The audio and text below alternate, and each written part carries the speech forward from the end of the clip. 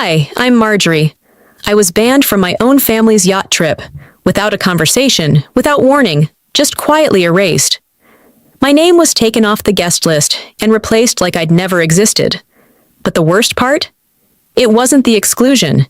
It was how long I'd convinced myself it was accidental.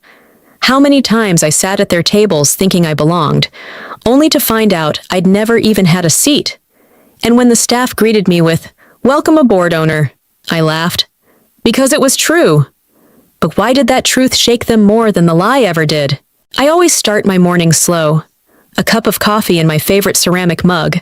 The one with the small crack near the handle I never bothered to replace. The kitchen window lets in just enough sun to make the granite counters gleam. My husband, Lyle, had already left for a client meeting, leaving behind a trail of aftershave and a half-eaten banana. I was scrolling through my phone, mostly out of habit, thumbing through emails and calendar alerts when I noticed a post from my niece. A boomerang, those looping video snippets, of a champagne toast, clinking glasses, a yacht in the background. The caption read, "Family getaway tradition loading. Can't wait to set sail." My thumb froze mid-scroll. The annual family yacht trip. It had been a Preston family tradition for years, one I had been invited to exactly twice since marrying Lyle. The first time, I made the mistake of suggesting we rotate destinations. The second time, Valora, my sister-in-law, made it painfully clear I was a guest, not family. I clicked into the post, then another. Faces I knew. Valora's tight-lipped smile. Her husband Tom, their twins. Ophelie, my mother-in-law, holding a mimosa. Lyle's younger cousin with his fiancée. Everyone, except me. There was a family group chat, Preston Legacy Voyagers. Lyle had added me a few years ago, then quietly removed me after an incident with a dinner seating chart. Long story. I checked anyway. No chat, no messages. Not a single email about the trip. I stared at my phone, the coffee cooling beside me. My pulse wasn't racing, not exactly. It was something worse. Stillness. A sinking confirmation that this wasn't a mistake. It was deliberate. That afternoon, while rinsing out a glass in the kitchen sink, my phone buzzed with a message. From Valora. But it wasn't meant for me. It was a screenshot of a group text. A photo of the finalized cabin assignments. Under portside guest rooms, a name had been crossed out. Mine. Next to it, confirmed for Brielle. Brielle? Valora's yoga instructor? The one who'd once asked me if I was Lyle's assistant. The next message was a voice note. Valora's voice, mid-laugh. Well, at least the energy on board won't be so tight this year. Tight. I set the phone down without responding.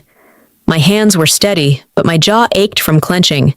At dinner that evening, I didn't mention it right away. Lyle was distracted, scrolling through stock alerts between bites of salmon. "Did you know your family's planning another yacht trip?" I asked lightly. He glanced up. "Yeah, Mom mentioned it last week. I think they're still finalizing the list." I tilted my head. "Am I on the list?" He frowned, put down his fork. "Of course. Why wouldn't you be?" I smiled, just enough to keep the tension from rising. "Just curious." He went back to his phone. "I'll double-check." He wouldn't. He never did. After dinner, I washed the dishes by hand, one by one. It's funny how silence can say more than shouting. That night, I lay in bed staring at the ceiling fan blades slicing through the air. Over and over, my mind replayed every moment I'd been quietly pushed out. Birthdays with no invitation, brunches I found out about from Instagram stories, conversations that stopped when I entered the room. I wasn't naive. I didn't expect warmth from Valora. But this was deliberate. The worst part? No one would say it out loud. No one had to. At some point, you stop asking why they don't include you. You start asking yourself why you kept trying to belong. Before I turned off the bedside lamp, I pulled my journal from the drawer and wrote one sentence in steady ink. Watch. Don't react. Yet. The next morning, I woke up to a text from Valora. It was one of those messages that sounded polite if you didn't read between the lines, and cut like a blade if you did. Hey Marjorie, just realizing we may have missed reserving a spot for you on the yacht. Totally my oversight. The trip filled up quicker than expected this year. So sorry. Hope we can catch up after. There it was. Her signature blend of sweet poison. Short, chirpy, coded in emojis and passive apologies. No room for conversation, no offer to fix it. Just a casual admission that I had been erased, dressed up as a logistical slip-up. I didn't respond. I couldn't trust my fingers not to betray the composure I was clinging to. I reread the message, then closed my phone and got dressed. My plan had been to go to the farmer's market that morning. Instead, I sat at the kitchen counter, still in jeans and a sweater, drinking coffee that had long gone cold. Mid-morning, an email popped into my inbox from the charter company. Cancellation confirmation. Cabin release successfully processed. I blinked. Opened it. Read it again. The request had been logged 3 days prior. Name of the requester. Valora Preston. So that's how she wanted to play it. I stared at the screen, the edges of my vision blurring a little. Not from tears, just from the sudden pressure building behind my eyes. I forwarded the email to myself, then printed it. One copy, crisp, clean. I slid it into a manila folder I kept in my bottom drawer, labeled Tax Plus Property. It would get a new label soon. By the time Lyle got home, the sun had dipped low enough to throw long shadows across our living room floor. He kicked off his shoes and dropped his keys into the ceramic dish by the door, like it was any other Thursday. I waited until he grabbed a beer from the fridge before speaking. Valora texted me. He took a sip, leaned against the counter. Oh yeah? What about? The yacht trip. She says she forgot to reserve me a spot. He frowned, clearly caught off guard, but not exactly shocked. Really? That seems odd. She called it a miscommunication. Huh. He took another drink. Maybe it was just that. You know how chaotic those things get. Everyone's trying to coordinate. It wasn't a miscommunication, I said calmly. I got a cancellation email. It was submitted by her 3 days ago. He didn't look at me right away, just swirled the bottle in his hand like it might show him a smarter response. I mean, maybe she thought plans had changed, or that we weren't coming. We? He exhaled. I'm just saying, let's not assume the worst. She replaced my name with someone else's, Lyle. That's not an assumption, it's a receipt. He stayed quiet. And in that quiet, I heard everything I needed to. Later that evening, after he retreated to the den to zone out to ESPN, I sat at the dining room table and opened my laptop. I didn't look up old texts or memories. I didn't scroll through past photo albums, hoping to see myself smiling in some long-forgotten group shot. Instead, I opened a new note and titled it, Things She's Done That I Let Slide. The list flowed faster than I expected.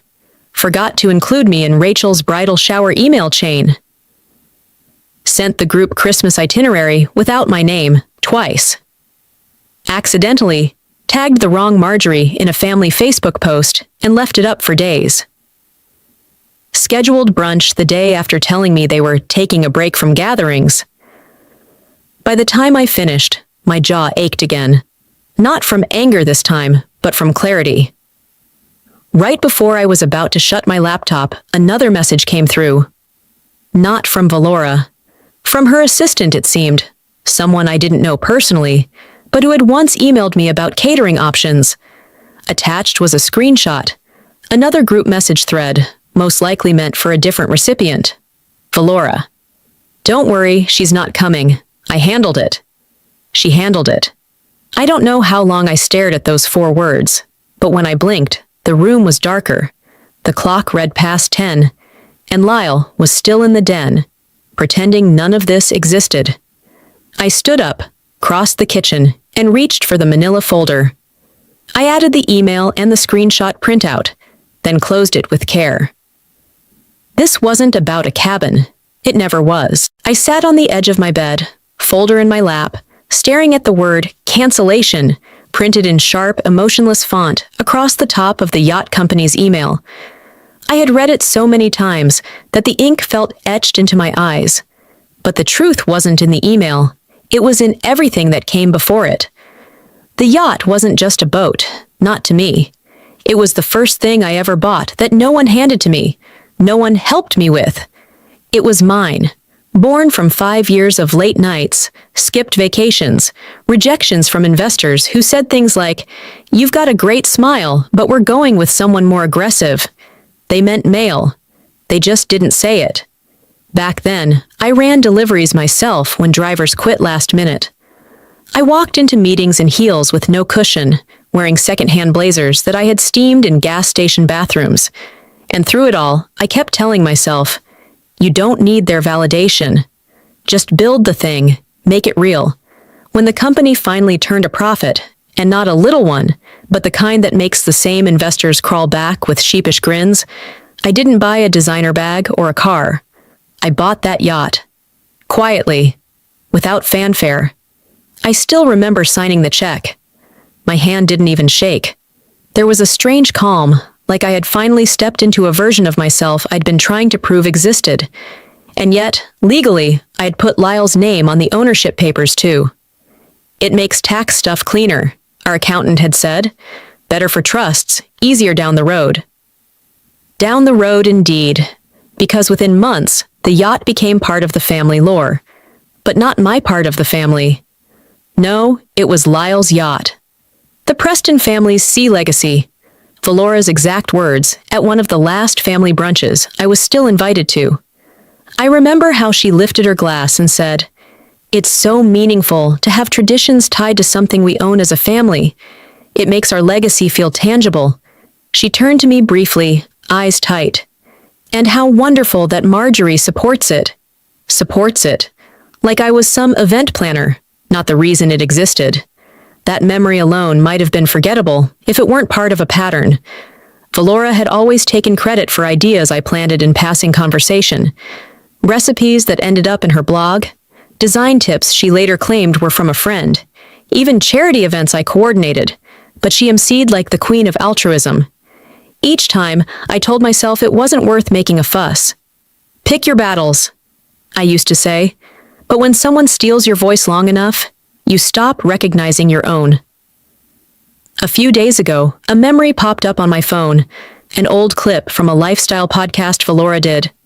She sat on a white lounger, hair curled to perfection, sunglasses resting on her head. "The yacht is more than a place," she said, smiling at the host. "It's where my family connects. It represents our continuity, our name, our story." Our. It hit me harder than I expected. This wasn't about me being excluded from a trip. It was about being written out of something I built. They weren't just keeping me off the boat. They were cutting me from the narrative altogether. And I had helped them do it. By not correcting people. By letting Lyle speak for us. By staying quiet when Ophelie said things like, "So nice of you to come along this year." By nodding when Valora handed out roles and titles, like she was distributing parts in a high school play, always keeping me in the background. I got up from the bed, opened the bottom drawer of my dresser, and pulled out every document I'd tucked away over the years. Ownership papers, bank wires, the original yacht catalog I had marked up with notes. Laid out across the bed, it looked like evidence in a trial I hadn't planned to prosecute. Until now. There was no outburst, no tears, just a low, simmering resolve that started somewhere near my collarbone and pulsed downward like a steel thread tightening inside me. "You tried to disappear me," I whispered, running a finger over the inked signature that proved otherwise. "Now watch. They streamed the dinner live. I didn't even have to search for it. Valora's profile was already flagged in my notifications, a leftover setting from when I once tried to be part of the family digital life. It popped up while I was folding laundry, the audio playing before I even realized what it was. Laughter echoed in the background, glasses clinking. A long table covered in gold-rimmed plates and eucalyptus runners stretched across a candlelit room. The caption read, "Pre-yacht family dinner. So grateful for legacy and love." I stood there, holding one of Lyle's button-downs like it had betrayed me. There they were, all of them. Ophelia beaming from the head of the table, Valora in her usual center of attention seat, her husband and the twins, a few cousins I hadn't seen in years, and Lyle's aunt, who always claimed she didn't like boats. Apparently, she'd changed her mind. No one had mentioned this dinner to me. Not a text, not a call. It wasn't just an oversight, it was orchestration. Then Valora stood to make a toast. Her tone was soft, practiced. When we gather like this, she began, I'm reminded of what makes our family unique. It's not just tradition, it's the people who carry that tradition with intention. Heads nodded. Cameras panned.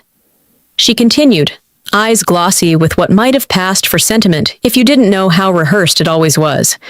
We only bring those who understand what this legacy truly means, those who add to it, not subtract. That line, that carefully delivered little knife. I paused the video, rewound, watched it again. We only bring those who understand what this legacy truly means. Not a name mentioned, not a finger pointed, but everyone who mattered, everyone who followed her, would know what it meant, who it excluded. And there was Lyle, sitting quietly, sipping wine. That night, I waited until he was out of the shower. He came into the bedroom in flannel pants and a t-shirt with some faded college logo, hair still damp. I clicked play on the video. He stood there watching, arms crossed. His face didn't change, didn't react. Just waited for it to end. When it did, I looked at him. She really said that. He rubbed his jaw. Valora likes theatrics. You know that. I'm not sure that's the defense you think it is.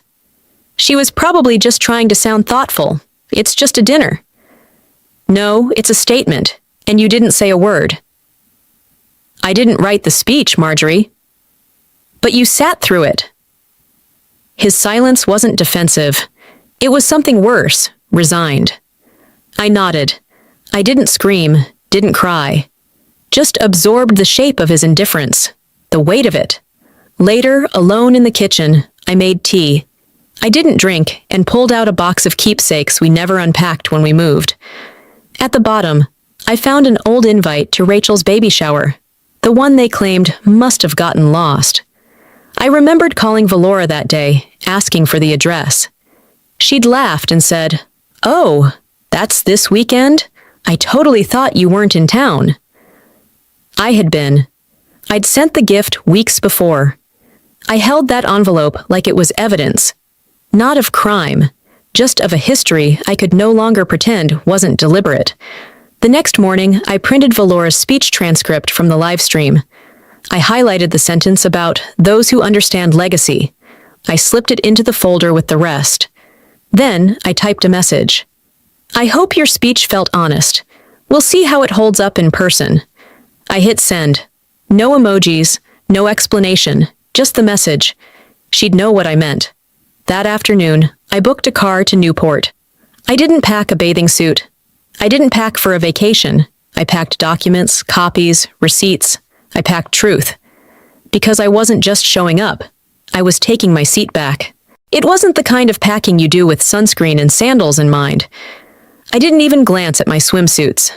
I laid out each document with surgical care. Bank transfers, email confirmations, ownership papers, a highlighted transcript of Valora's thinly veiled dinner speech. Each page slid into a sleeve and into the folder that now held more truth than anyone on that yacht trip would be ready for. I chose a simple navy dress. Neutral. Professional. Not glamorous. This wasn't about fitting in anymore. It was about stepping in. Downstairs, the smell of coffee met me before the kitchen light did. Lyle was already flipping through news alerts on his phone, a plate of dry toast untouched next to him. He looked up as I entered, his eyes skimming the edges of my determined silence. "Did you sleep?" he asked. I sat across from him. Enough. We both watched the coffee drip into the pot. The sound filled the space between us, steady, unrelenting. "I'm heading to Newport tomorrow," I said.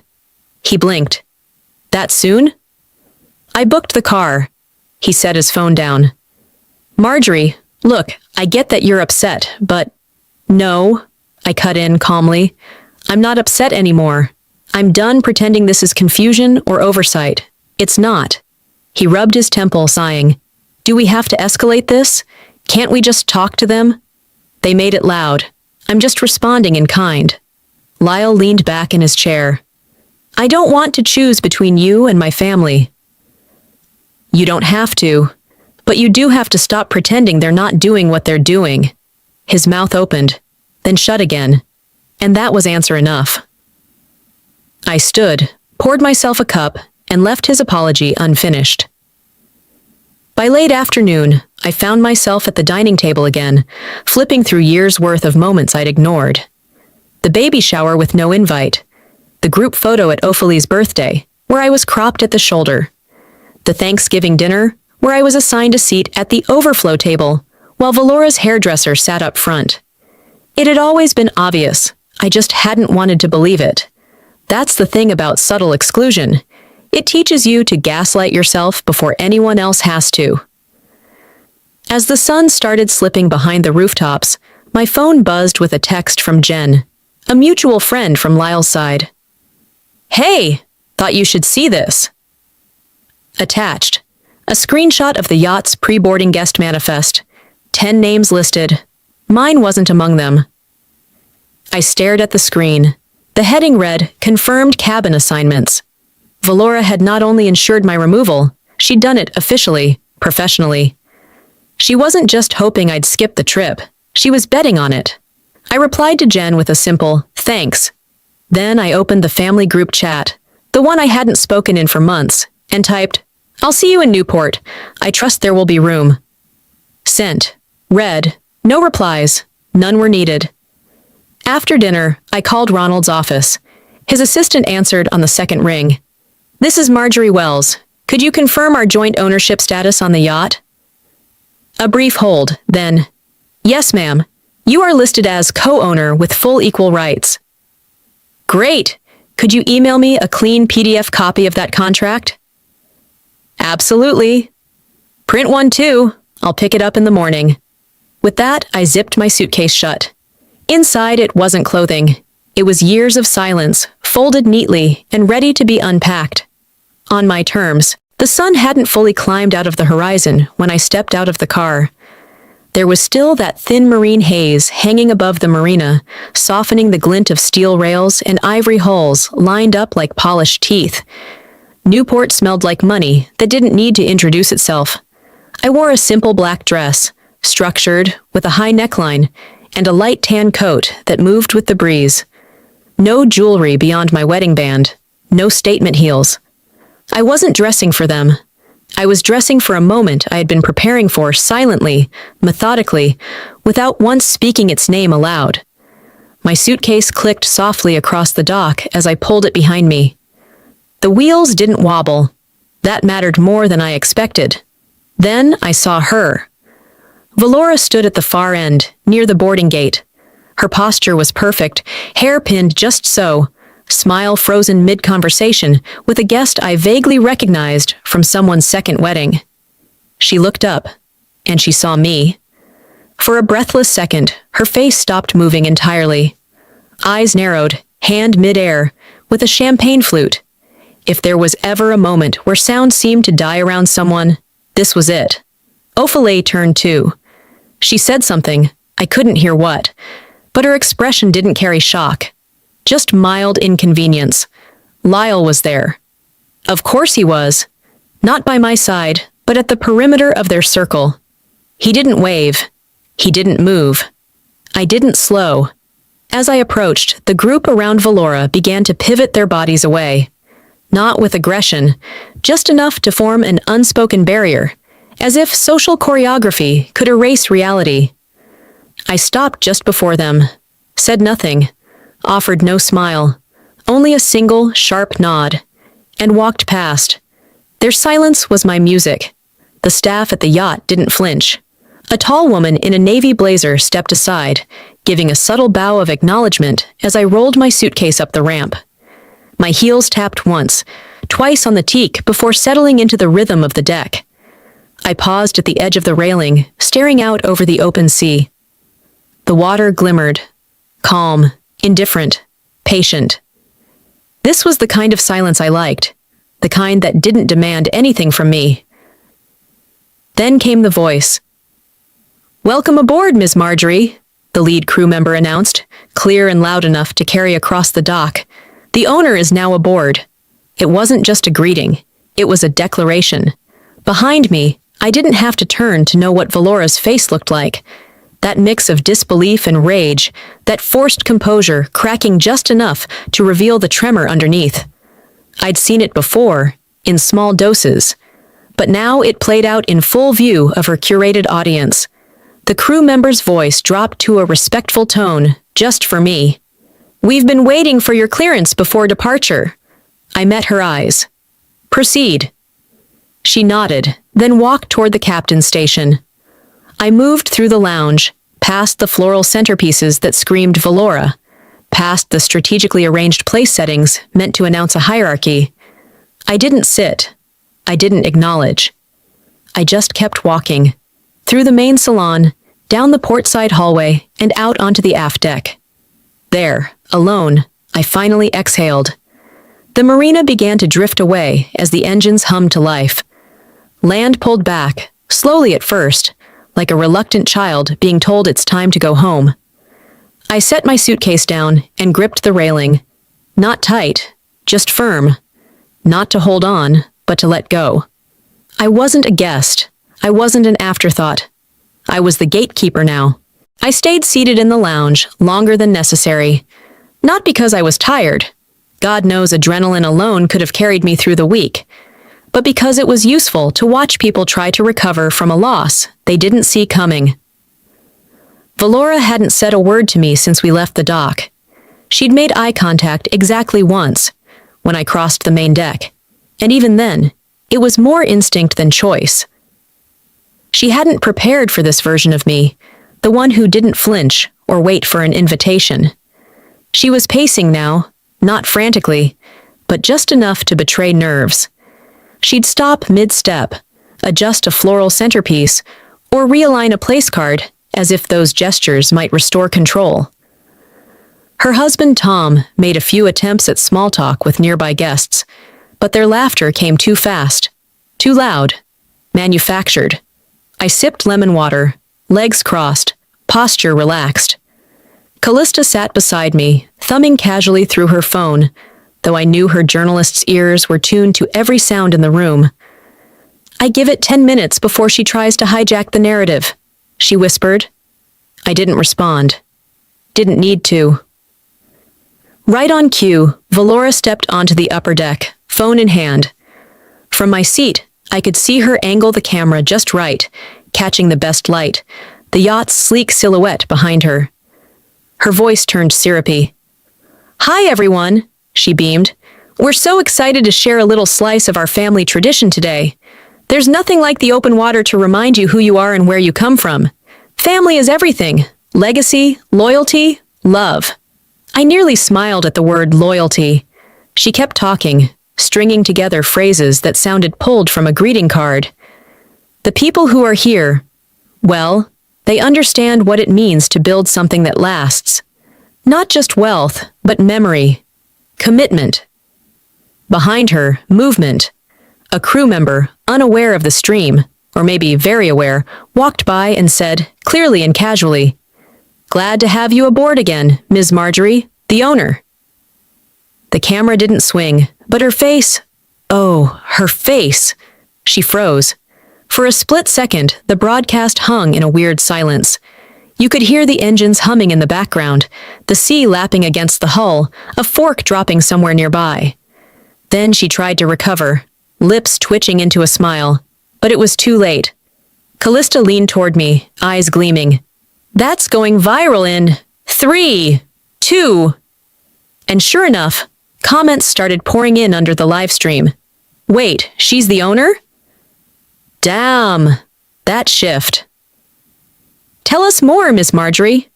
Valora tapped her screen a few times, clearly trying to kill the feed. But the damage had landed. It wasn't just an awkward moment. It was public revelation. Her image-first performance had backfired on a live audience. She stormed off the deck. 10 minutes later, she found me near the port hallway. "You planned that," she hissed. I met her gaze, unbothered. "Planned what? A man doing his job?" "Don't play dumb, Marjorie." I set down my glass. "I didn't tell him to say it. I just let you speak your truth and watched it fall apart." "You don't belong here." I stood slowly. "That's the thing, Valora. I don't need to belong. I bought my place." She blinked like I'd slapped her. Then she turned and walked away. I returned to my cabin in silence, sat on the edge of the bed, opened the folder, ran my fingers over the transcripts, contracts, bank receipts. I wasn't angry anymore. I was ready.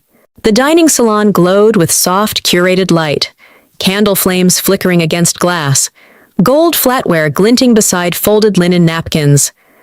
Dessert had just been served, vanilla bean panna cotta with a dusting of citrus zest. No doubt Valora's doing. I hadn't touched mine. For the entire evening, I said nothing. I let them laugh. Let them perform.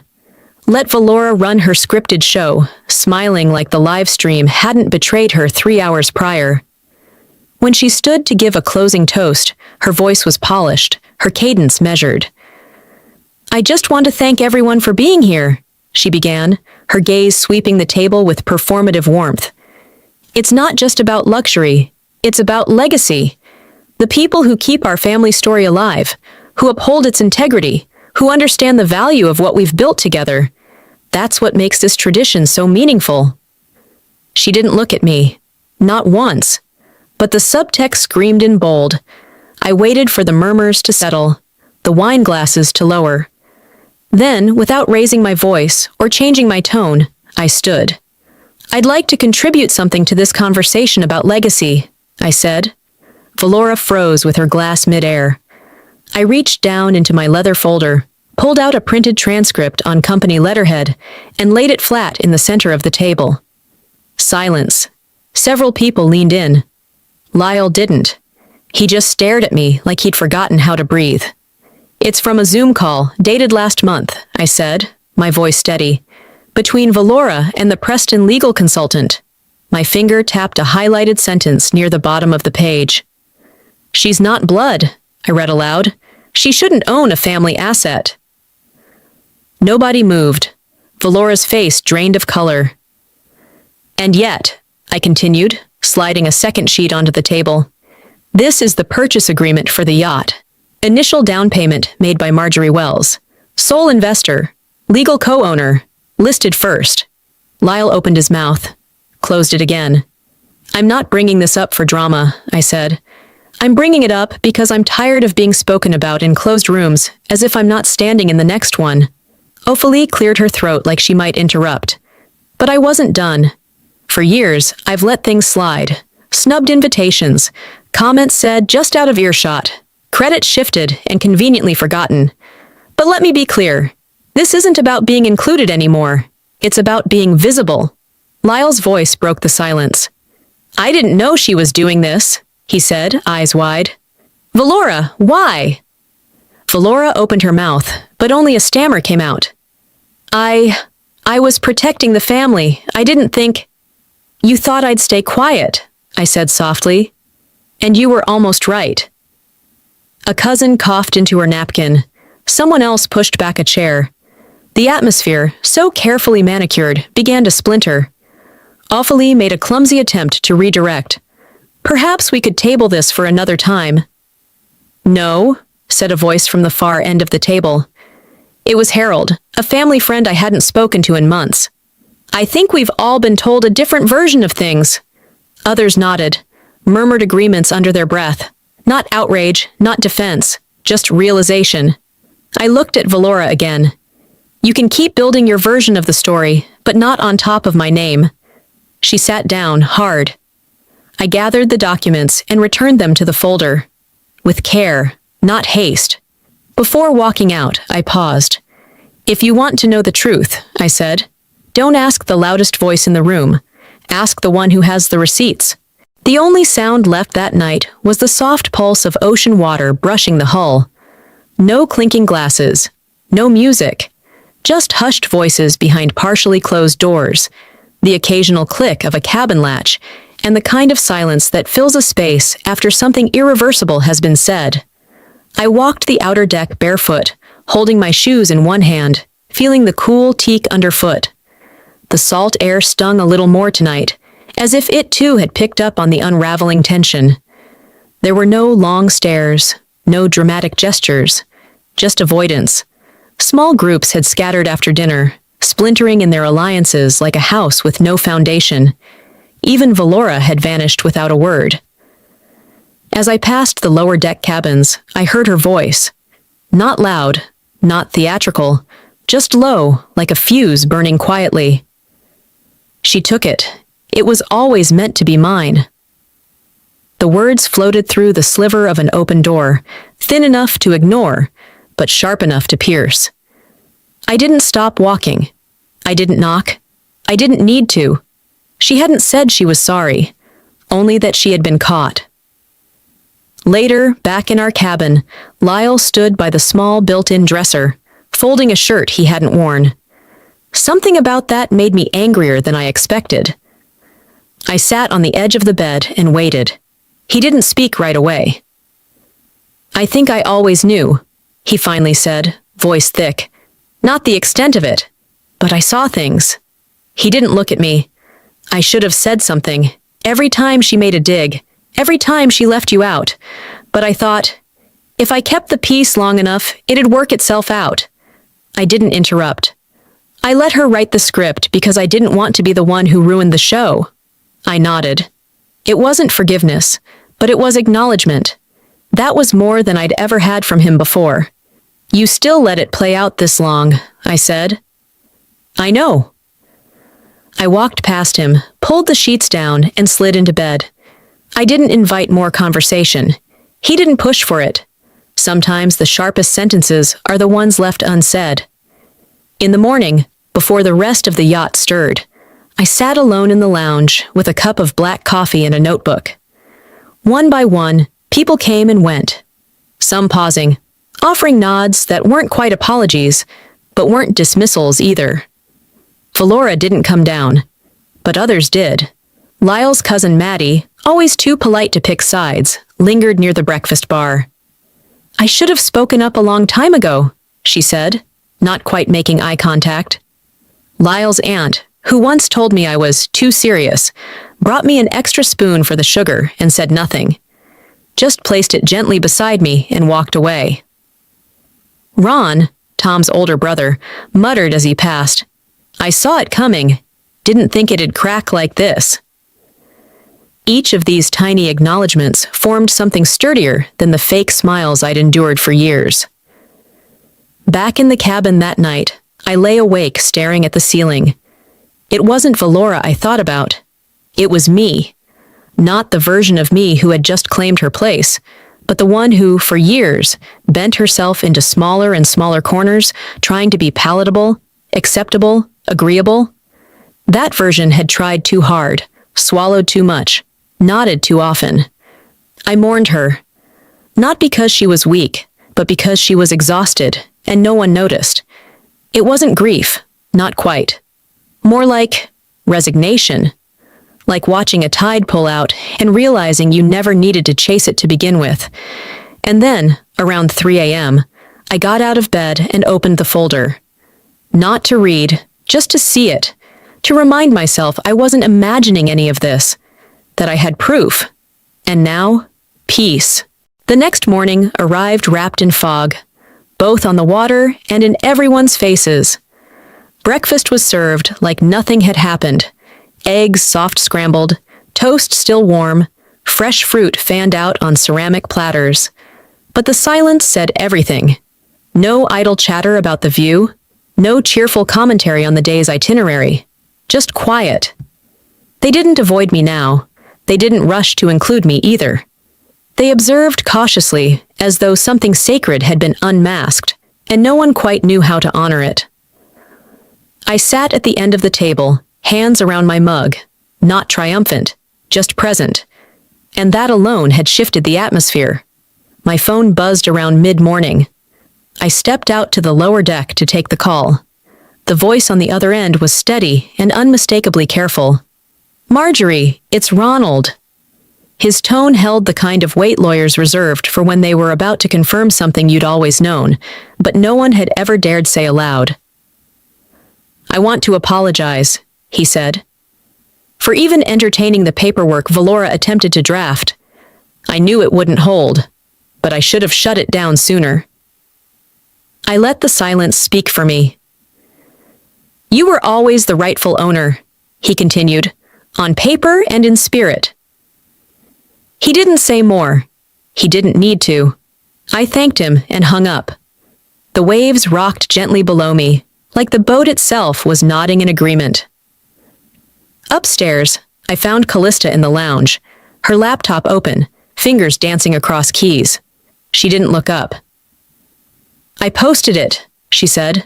"I didn't ask what." She turned the screen toward me. There it was, an essay, polished, articulate, piercing. The woman they tried to erase. A lesson in silence, ownership, and standing your ground. My name was in the byline. "Did you want me to take it down?" she asked sincerely. "No," I said. It had already racked up shares. Comments flooded in, most from strangers, many from women who recognized a version of themselves in my story. "This isn't revenge," I said. Callista smiled. "No, it's record-keeping." Later that afternoon, I stepped out to the stern.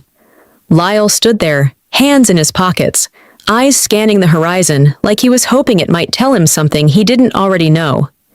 He turned when he heard me. "I've been thinking," he said, voice even, "about what I said, or didn't say, for a long time."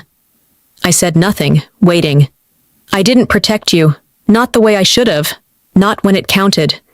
His voice cracked slightly, but he didn't waver. "If you'll let me, I want to make it right. I spoke to Ronald. We can restructure the ownership, make it solely yours. You've earned it 100 times over." I looked at him, long and steady. "This was never about a title," I said. "It was about being seen, fully, finally." He nodded. He didn't press further. And that, more than any offer of ownership, meant something. That evening, I found myself alone again on the deck. The wind was softer now, less defiant. The sky had cracked open just enough to let light spill in golden streaks across the sea. I closed my eyes. Let it settle, let it be enough. I wasn't defending my place anymore. I was occupying it. The deck was empty, and for once, it didn't feel like exile. The sun hovered low, bleeding streaks of amber into the Pacific, shadows stretching long across the polished wood. I stood barefoot again, coffee forgotten on the railing beside me, arms resting loosely at my sides. There was no rush to move, no agenda, no audience. The ship, like the family aboard it, had finally quieted. When the drama clears, what's left behind is just space. Valora hadn't said a word since the documents landed on the table. Not even her usual flurry of half-truths and tight smiles. She'd eaten alone last night in the lower salon, the staff politely offering her another glass of wine while no one else joined. This morning, I saw her seated inside behind the wide window pane, still as marble, hands folded, eyes unfocused. She caught my gaze. I didn't flinch. I just turned away. It was a strange kind of power, not lashing out, not retaliating, but simply not giving her any more of my energy. Later, just before dinner, Ophelia approached me. She'd always carried herself with an air of quiet command, the matriarch in pearls who knew when to speak, and more importantly, when not to. This time she looked smaller. Not physically, but something about her posture had changed, less rigid, almost hesitant. "I didn't see it before," she said without preamble. "Now I do." I waited. That was all she offered. No apology, just recognition. It was enough. I didn't reply, just nodded once, slow and steady. Some things don't require elaboration. Some wounds close without sound.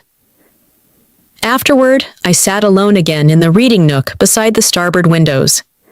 I thought about all the things I had once longed to hear. You were right. We should have included you. We're sorry. But the truth is, I didn't need them anymore. The hole I'd tried to fill with their approval no longer gaped.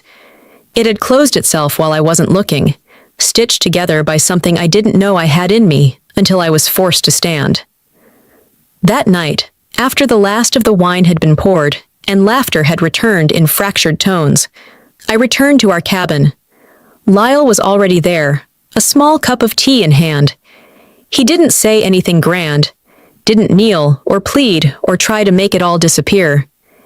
He simply handed me the cup and sat beside me on the edge of the bed. After a long pause, he said, "Thank you for staying. You could have walked." I looked at him, really looked, and for the first time, I saw someone trying, not just to be right, but to be real. I didn't say, "I forgive you." That would have been premature. I just let my hand rest lightly on his, and that was enough. The ship began its slow turn back toward shore in the early hours of morning. I walked out onto the top deck once more, this time with no need to perform, no need to prove. The water below stretched endlessly, soft and silver, a mirror to the stillness inside me. I caught my reflection in the glass door as I turned back inside. Not tentative, not waiting, just me. The house welcomed me like it had been holding its breath. Nothing had changed. Same creaky spot near the pantry, same stack of unread magazines by the couch, but everything felt different. I set the suitcase down in the front hallway and let the silence settle. No alerts, no missed calls, no new texts from Valora. For the first time in years, I didn't check for one. I unpacked slowly over the next few days. Not just clothes, but everything I'd carried back from that yacht. Documents, hard truths, a spine that had grown itself back without asking permission. By Wednesday, I was organizing the drawer in the hallway credenza when I found it. A small folded note wedged between an old envelope and a forgotten grocery list. My father's handwriting was unmistakable, blocky, neat, purposeful. Don't fight for a seat. Build your own table. I had no memory of when he gave it to me. Maybe it was tucked inside a birthday card, or handed off after some forgettable family dinner where I'd felt invisible and he had noticed. I sat with the paper for a long while. The next morning, my phone rang. The name surprised me. Maya, Valora's niece, 23, whip-smart, just out of grad school, always the quiet one in the corner, who watched everything and said nothing. "I hope I'm not crossing a line," she said, "but I've been thinking about the trip, about you." I waited. "You're the only one in the family who built something yourself. Not inherited, not married into. You made it." I didn't speak. "I'm applying for this business mentorship program, and I wondered, could you look over my application?" My answer was simple. Yes. Legacy, I realized, starts quietly. A week later, I hosted Sunday brunch. Nothing formal, just eggs, toast, fresh strawberries, and people who had earned the right to sit at my table. Lyle made the coffee. Callista brought lemon bars. Ronald showed up with his wife, and I gave them the sunniest seat by the window.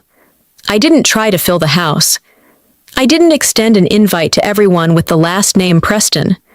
Just the ones who knew how to sit at a table and really talk. "Not everyone needs to come," I told Lyle as he poured the coffee. "Just the ones who belong by spirit, not blood." He nodded and kissed my temple.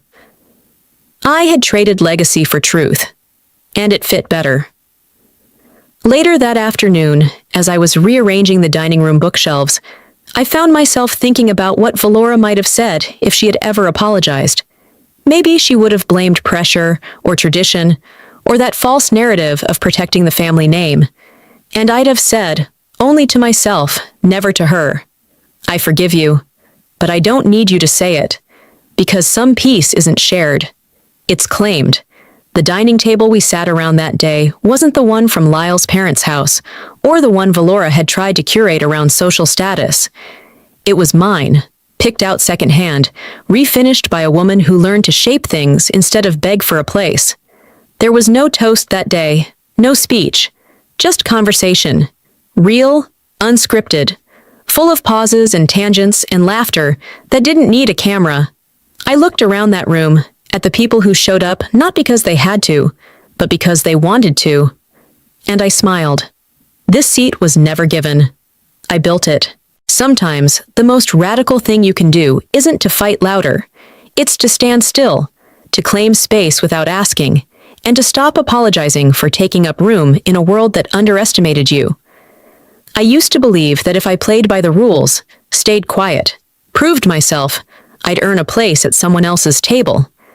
But the truth is, you don't need to be invited when you've already built your own. If there's anything this story taught me, it's that silence isn't weakness, it's strategy.